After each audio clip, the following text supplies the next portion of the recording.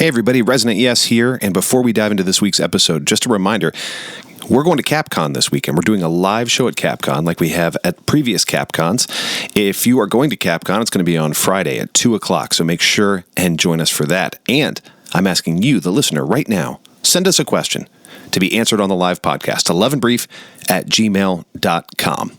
And look for our live episode coming up next weekend. All right, to the show.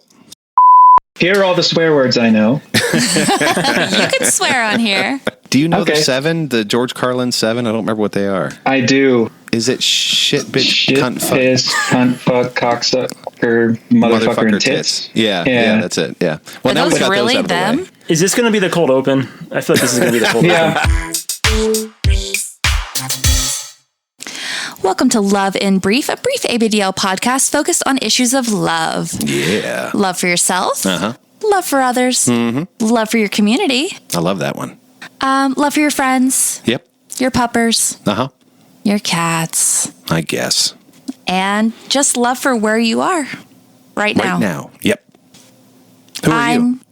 Oh, actually, thank you for asking. I'm Road Not Taken. Yeah, I'm Resonant Yes. And this is a thing that we do to every couple of weeks or so to try and speak to the ABDL community and to get wisdom from the ABDL community about all sorts of different things having to do with love, the different types of love. And this is an excellent topic brought to you, correct, by both of our guests today. Yeah. So as a potential topic of conversation. Yeah. And both of them are friends that I've been lucky enough, and you've been lucky enough to have for quite a while, who brought this totally independently. One of them was a couple of years ago, and I was like, ooh, that's such a good topic. And then another one was more recently, and I was like, how have we not yet done this? So I brought these two folks together in order to talk with us about this super important topic of toxic masculinity. And I couldn't think of a better duo, a more well-spoken duo that, I mean, both of these people have such deep and insightful minds, and I cannot wait to hear what they have to say. I know. I love it. And we're lucky enough to get a man's perspective and a woman's perspective, and we're lucky enough to get the perspective of people who have been in the community for a long time and people who have been in the community for a shorter time. Like, I feel like we're getting the absolute treasure chest here of perspective. So no pressure to our guests, right? But I do want to introduce our two guests, and I'll start with the guest who brought this up first a couple years ago, and for reasons I still don't understand. We didn't do it yet, but I'm glad we waited so that we could have both of these incredible guests on at the same time. Our very first guest today is going to be our friend J Love. And J Love, welcome to Love and Brief, and tell us a little bit about your love. Hey, thank you. My love is music. And I don't care how basic it makes me. It's what I do all day. It's what I listen to all day. And it's what I think about quite a lot. So there you go. We should have had you hum the opening theme instead of us doing it. It just occurred to me this would have been far more appropriate. Yeah, I could get my kazoos out if we still have time. Kazoos, plural? You've more than one kazoo? I was bluffing. That was a horrible bluff. I was in for it. I know. I was thinking like a John Popper Blues Traveler type setup where you have a whole vest of different tuned kazoos, but I don't think that's a thing. You have a wonderful imagination and way too much credit for me. So thank you. Well, thank you, and welcome to you. And I'll also introduce Teddy. Teddy, tell us about your love. Sure, and thank you for having me. I really appreciate this opportunity. Absolutely. You know, I have tons of love for, all the great people in my life, my spouse, my friends, my family, but I think one thing that I wanted to highlight was just the love I have for the community and really this kink in general. I mean, I've found such great lifelong friends since I've joined. I've really had a lot of self-acceptance and confidence from this, just being surrounded by the people like yourselves that have just brought out the best part of me. And it's kind of made me realize that diapers to me are kind of like a superpower, right? I mean, if I get stressed or overwhelmed, it's just this completely safe stress reliever that just helps me get through anything. So I think I just have a lot of love for, again, the community and the kinks that make me special. And also, I will say I do love cats. Oh, you were doing so well. Now, ABDL is a superpower. How great is that? I completely agree. I love that. I'm gonna start thinking about it. That was a superpower. That's really cool. It's an excellent way to look at it. Yeah. So you both brought this to us independently and a couple of years apart. And I think I'll start with you, J Love, and I would love to know this topic of toxic masculinity, right? And specifically toxic, right? We're not saying that all forms of masculinity are bad. The question is, when does it become toxic, and why does it become toxic, and what's the impact of it becoming toxic? And you brought this up for a reason. Tell me about what role has this played in your life that you began to notice that there is such a thing as the toxic version of experiencing masculinity? Oh, sure. I think for me,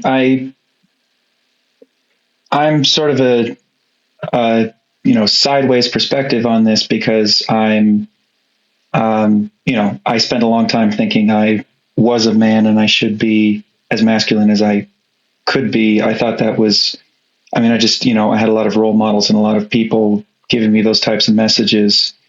And then discovered later that wasn't who I was.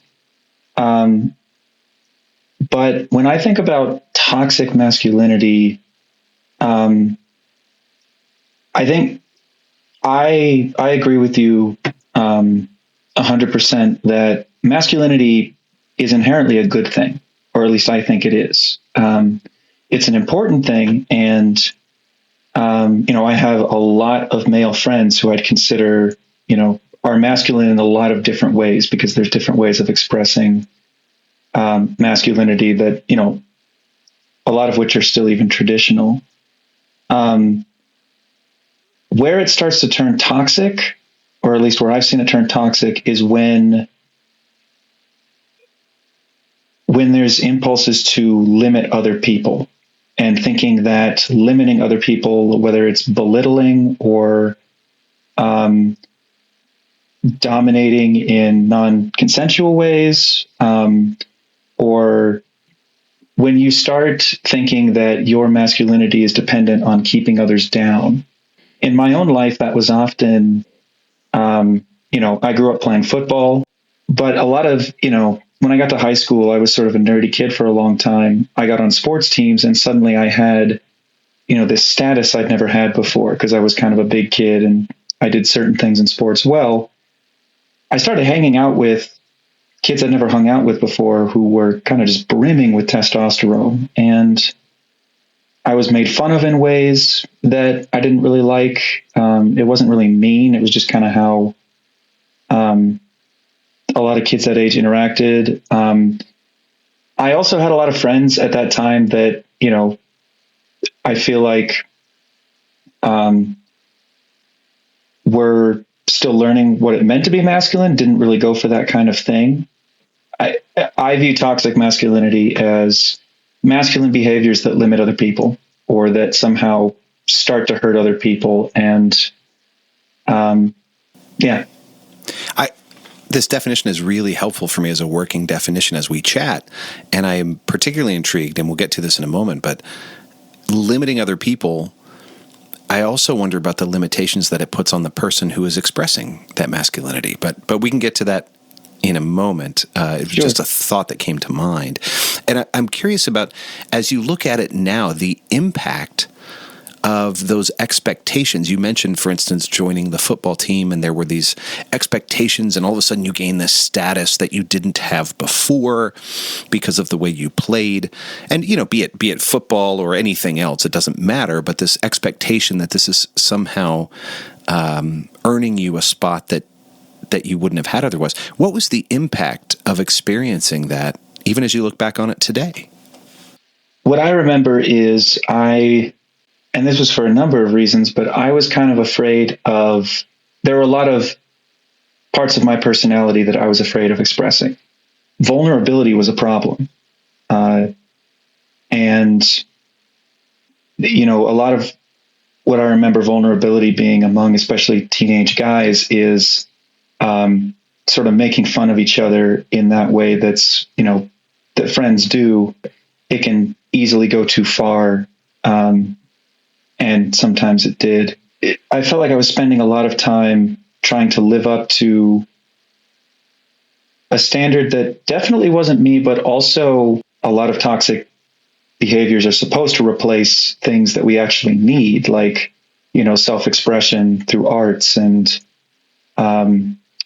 affection, and a lot of things that are not unmasculine inherently, but that we're sometimes told that they are. So yeah. Oh, there's so much I want to dig into here. Teddy, for you, how did this become a topic that was meaningful? How did this show up for you? Sure. Yeah. I mean, I grew up in a very, I guess, conservative family, traditional father. He would always say stuff like, toughen up, man up, men don't cry, things like that. And, here I am with this kink kind of just, internalizing that, like, is this okay? Should I be like this? It doesn't match up with what my father would like. I mean, if he ever had found out, I would have been disowned. I mean, there's no question in my mind. So, I think masculinity is a social construct, right? I mean, it kind of depends on the society or the culture that you live in. And the culture that I found myself in growing up was very much that rigid, masculinity is this, be tough, suppress emotion, being stoic. You have to be the breadwinner, maybe acting aggressive instead of empathetic towards others. Physically strong. Yeah. And then even, one personal to me is like always being turned on. That's the stereotype for masculinity too, towards women and sex and all of that. So, that was the world that I found myself in. And then, I met my spouse, and she was incredibly accepting of whoever I want to be. Really helped me kind of open up from my origins. And then even in more recent years, once I joined the community, I mean, it's just been kind of full steam ahead. I mean, meeting all these people and now surrounding myself in this new culture, this culture where, the definition of masculinity is different, has helped me tremendously towards, accepting myself and my kink, but still feeling like I am, quote, masculine. So Teddy, I'm curious, you made a distinction between toxic and sort of more healthy masculinity. And I was wondering if you could kind of speak to a couple of specifics, if it's possible. What would denote someone who is experiencing and exhibiting healthy masculinity versus someone who is sort of in the throes of toxic masculinity? Yeah, that's a great question. I would think protective qualities. Obviously, the daddies in our community kind of exhibit that. The provider instincts. I think that's all very, very positive. Having just strength in general, patience, being caring. Those are all qualities that I exhibit with my daddy side. I haven't mentioned it, but I am very much a switch. So I have that daddy quality. Very caring, but I also have my little side too. So I kind of get both sides of it. But what I think is interesting too is everything that I just mentioned with those qualities that are positive for masculinity, those are also positive qualities to be feminine too. I mean, I think, again, both sides are just constructs of the society that we live in. But ultimately, quote, being positive with it, these qualities are similar, and so I try not to see myself as being masculine or feminine anymore. I'm just trying to be myself. And I think once you like J Love mentioned, the limitations of masculinity or being feminine as a definition, as a label, those are harmful, right? And I think that's where toxic masculinity really comes in.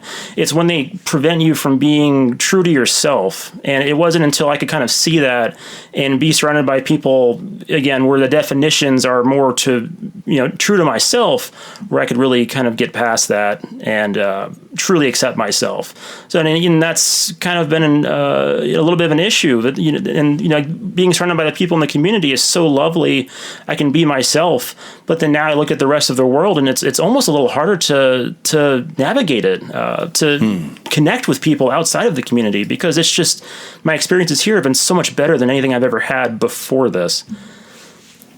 That's really interesting, the delineation between sort of your experience out in the world and your experience in this community. I'm interested from both of y'all, where do you see healthy visions of masculinity, femininity in the community? And or where do you see maybe unhealthy expressions, things that you would view as limiting or harmful in the community? Sure. I guess I can go first. I think, so kind of a timeline for me. I joined the community. Before that, I had accepted my DL side. Again, with my spouse being very accepting, it worked out pretty well for me. And then once I joined the community, we kind of presented this front of being daddy little.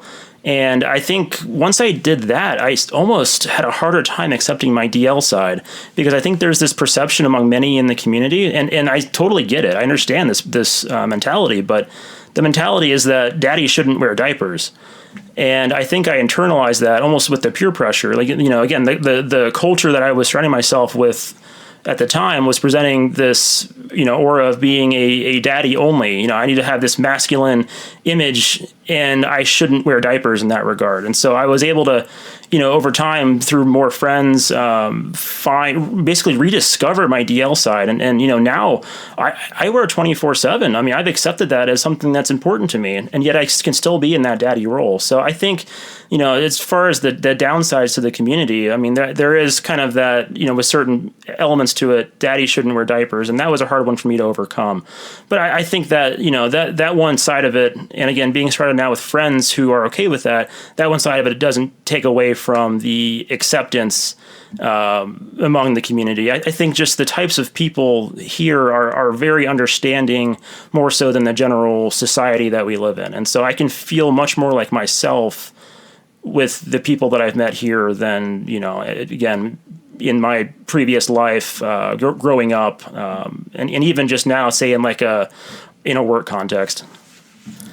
It's so interesting, and I think the topic of DOMs in diapers by itself deserves to be an episode. I think this notion that somehow you can't be both is obviously horseshit, but also is really meaningful. And I think for me, as somebody who switches as well, something I have at times sort of given into, and it's not helpful nor accurate. What's really interesting to me is the implicit association in this discussion on toxic masculinity that wearing makes you not masculine. Right, exactly. Mm-hmm. And that was something that I had to overcome. I want to hear more. Have y'all had that feeling or that thought? And if so, where does it come from? I think the whole idea of masculine and feminine almost detracts from being your quote true self, accepting yourself for who you are, because all of us are people are people. Nobody fits into those molds, whether that definition of masculinity is for our entire society, for the community, or even just, for yourself. I think labels can sometimes hurt in that regard. So I think kind of shedding those and being able to just realize what works for me the most, what I like independently of what society or the community thinks, has been my key to getting past that. I would agree with just about everything Teddy said. One thing that I've noticed, and this is sort of trying to answer both questions at once, but most of the community spaces I've been in, I feel like I've noticed I've interacted with a lot of men. I've interacted with a lot of, people who are on the gender spectrum, maybe closer to the male side, but not totally on one binary or the other. And what's really striking to me is that in most cases, there is a real feeling of people just being people and being themselves. And a lot of the men who are there, I mean, I agree that gender is a construct, but it's a construct that, the binary really works. Some people really identify with that. But most of those people who are part of the community are very comfortable being themselves in that and letting other people be on the other side or be in the middle of the spectrum or play with gender. The men I've met in this community are just not, they don't have, for the most part, they don't have a need to make other people their footstools to try to make themselves feel taller. Teddy's been talking about this, and I agree. That whole doms don't wear diapers, men don't wear diapers message, it is bullshit. It's wrong. But I have also met and seen a lot of like littles and other partners try to pressure their partners into that.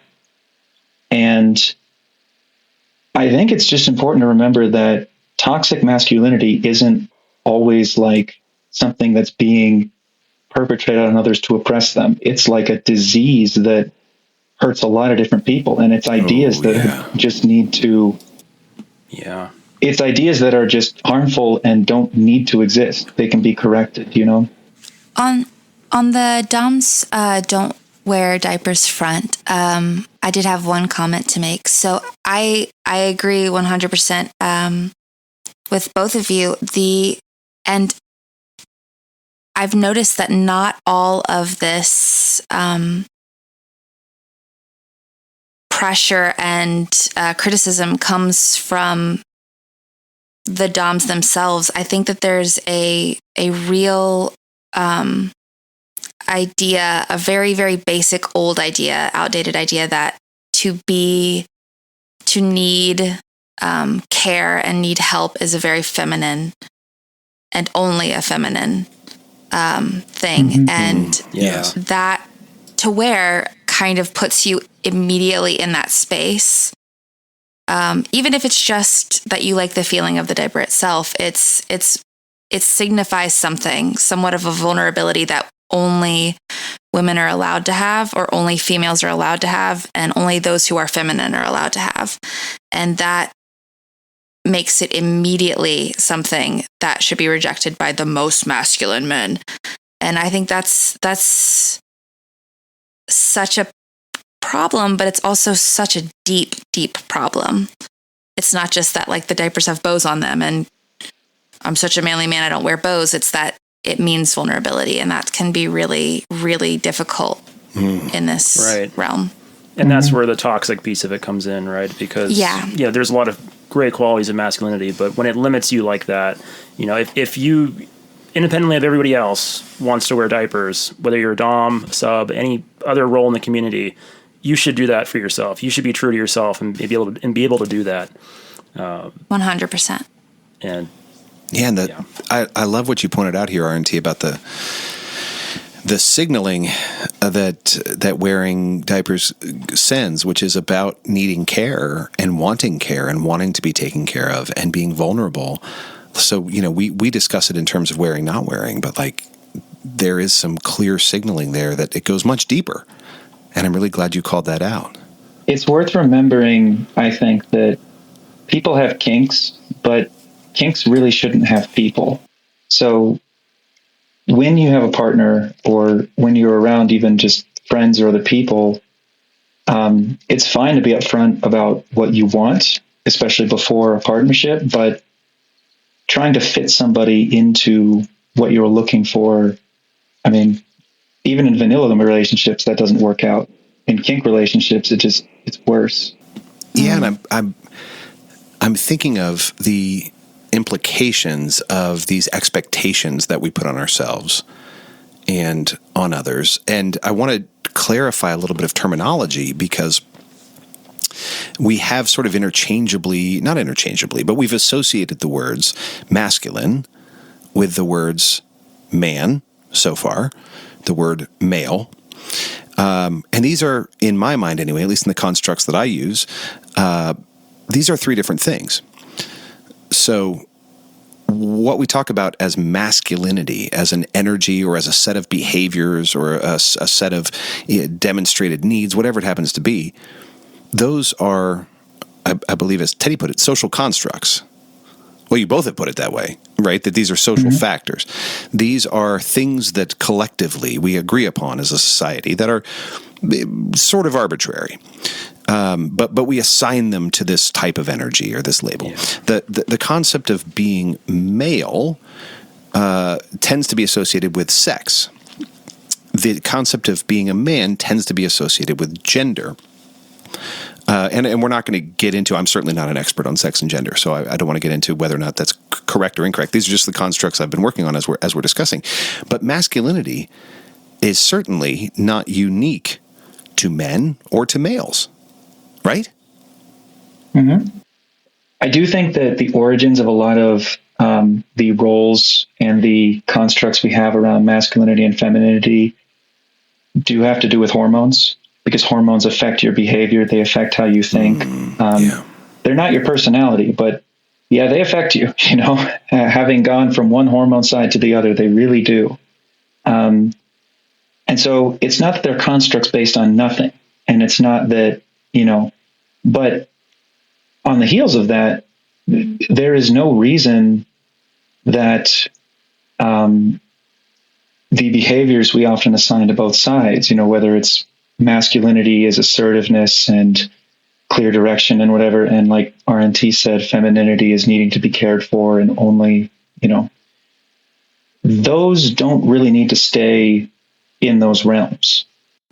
Yeah, I have a great example that, it's personal to me right now. So, I've always, really just defaulted to being male because that was how I was assigned at birth. I'm kind of right now just trying to discover, what is my real gender identity. But I wear diapers, and it's hot right now. It's really hot, and so I've thought a lot about, wow, it would be so great to just go out in a skirt, right, or a dress. Like it would feel nice, but our society would never accept that. A man going out, a presenting male going out and wearing a skirt. And, even in the news today, I actually saw something, a major celebrity went to a movie premiere in a skirt. And, all over the internet, people are like, wow, why would he do that? And it's just like this major news story. And, it's 2022 and this is still a major issue. Yeah. It's just, why is that happening? That's a good question. Yeah. So I think that's a great example of, again, just how the binaries of masculinity, femininity still, dictate our actions. Because, if I were to be true to myself, I would go out in that skirt.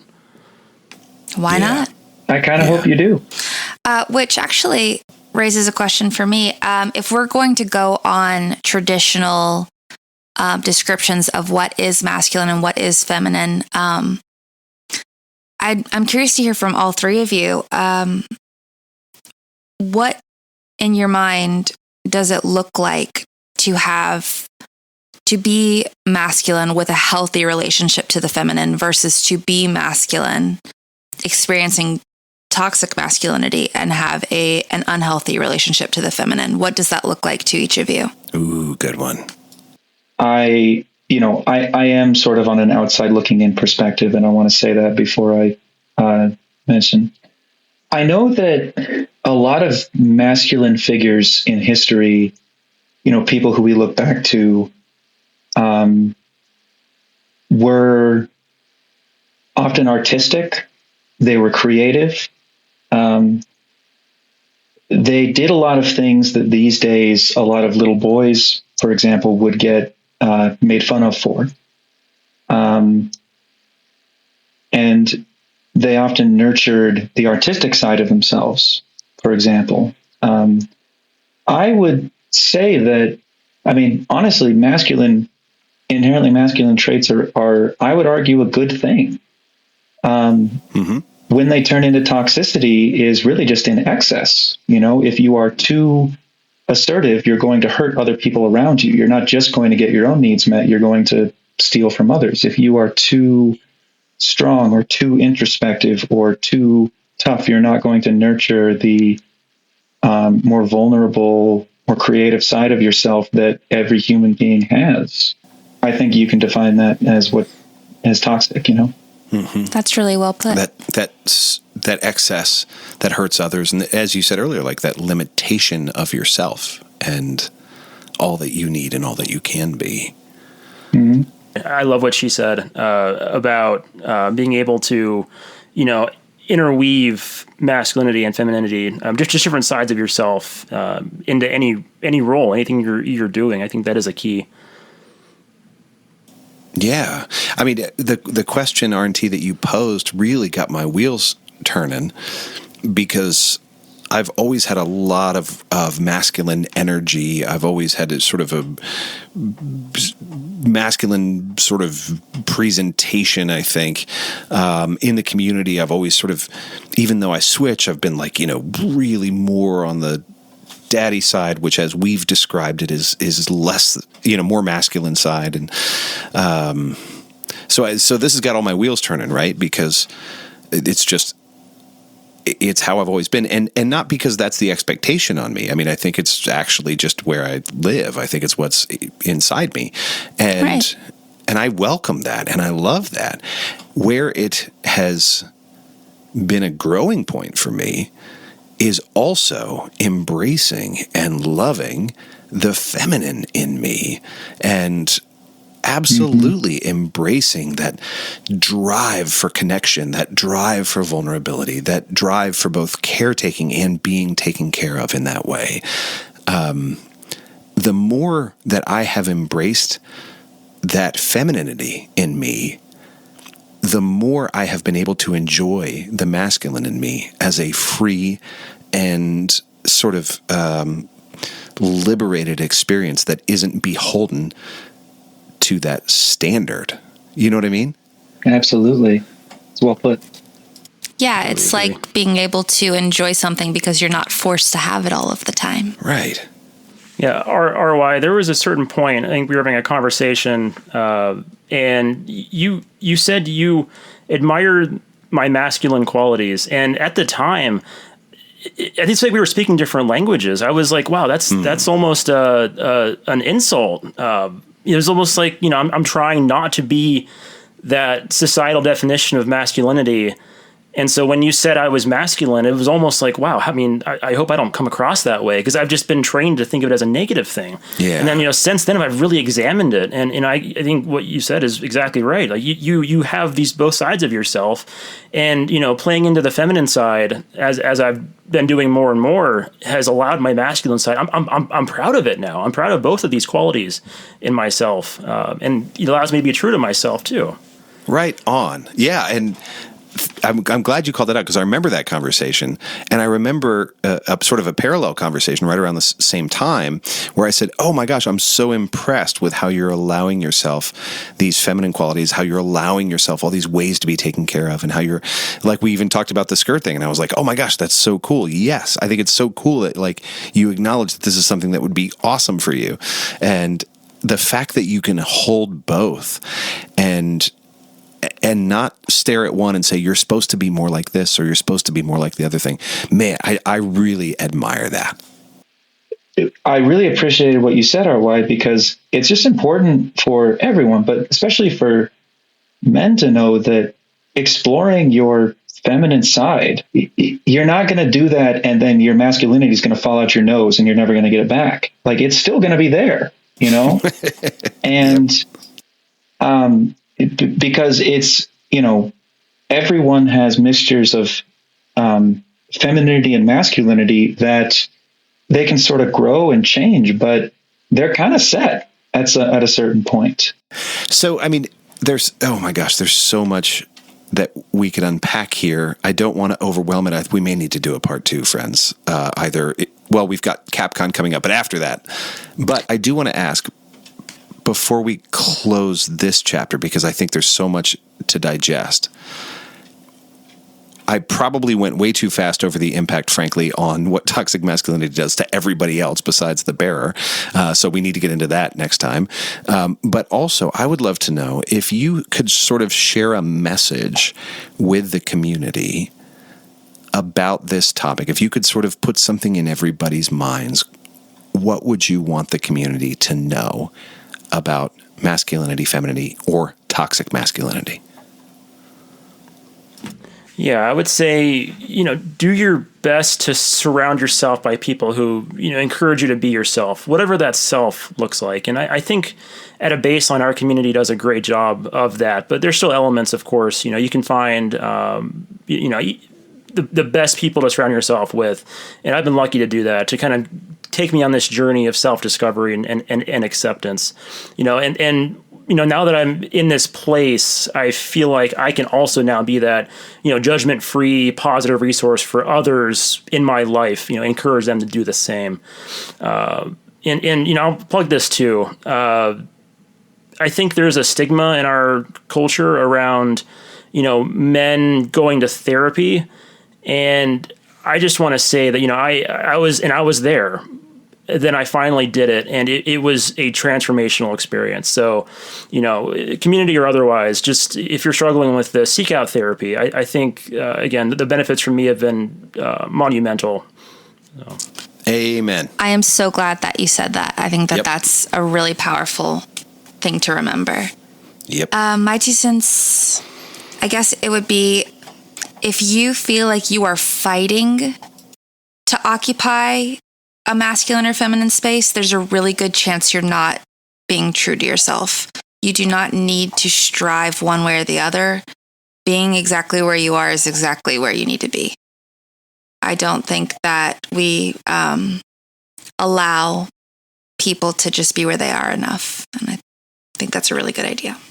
That's my second amen right there. Those are both really good. And I think I would just add, whoever you are in this community, whichever side of the gender spectrum you're on, wherever you're there, whatever your kinks are, I think it's worth it for all of us to work really hard to be generous to ourselves and to other people, to allow them to try things and to try things on, to be who they are, and to also give the benefit of the doubt for as long as we can. And a third amen. I totally agree. I'll just add my own 2 cents to this amazing wisdom is, if you happen to be a person like me who has a lot of masculine energy,